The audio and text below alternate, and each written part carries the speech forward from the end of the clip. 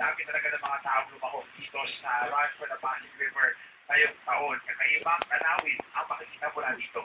Halos mapuno ang kabaan ng Commonwealth Avenue sa dami ng mga sinalog.